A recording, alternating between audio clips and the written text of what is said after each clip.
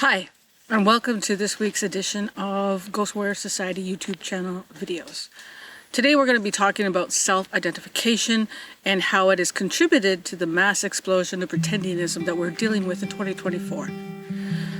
Back in the 1990s, the Royal Commission on Aboriginal Peoples here in Canada sought to improve services, programs, and the lives of Indigenous peoples. Since then, particularly in the early 2000s, the process of self-identification was instilled across all sectors. This included when you were applying for university, when you're applying for jobs, applying for housing, anything that had to do with First Nations, Métis, and Inuit engagement. And so with self-identification came the supposed freedom for Indigenous people to tell these agencies, organizations, and institutions that they were of Indigenous heritage, that they were First Nations, Métis, and Inuit.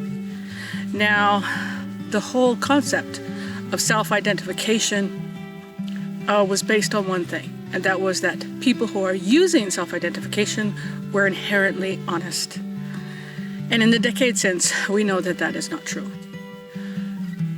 Here in 2024, the Ghost Warrior Society has really talked about and discussed the issue of self-identification, and we now realize that it has always been a system that is ripe for exploitation and failure, for the simple reason that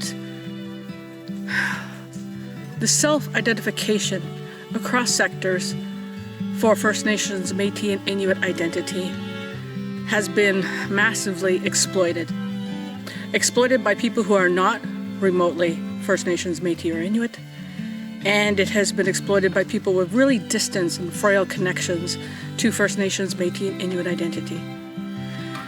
Self-exploitation has led to the theft of resources from our people across all sectors. When an agency, organization, government, any sort of, entity seeks to, instill reconciliation, engage with us, they are offering these additional programs, resources, roles, spaces, land, everything. They're offering this in the spirit of reconciliation. But when self-identification comes along and people access those resources when they are not entitled to it, then that means our people are not getting those vital sources that they need. So here with self-identification, we are met with an issue called the box checkers.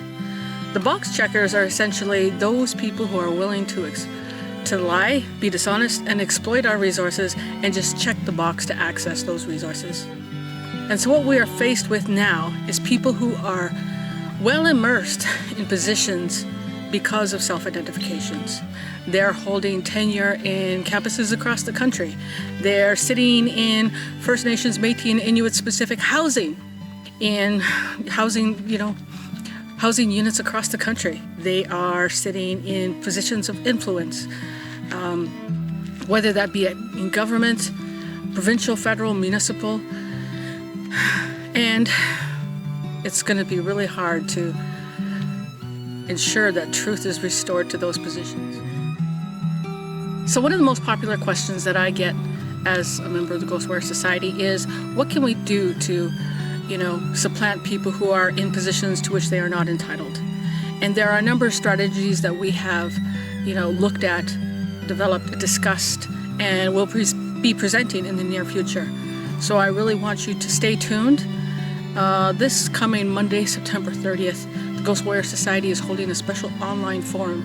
It is a reconciliation report card of sorts, and we're going to look at truth and reconciliation and the age of the pretendian.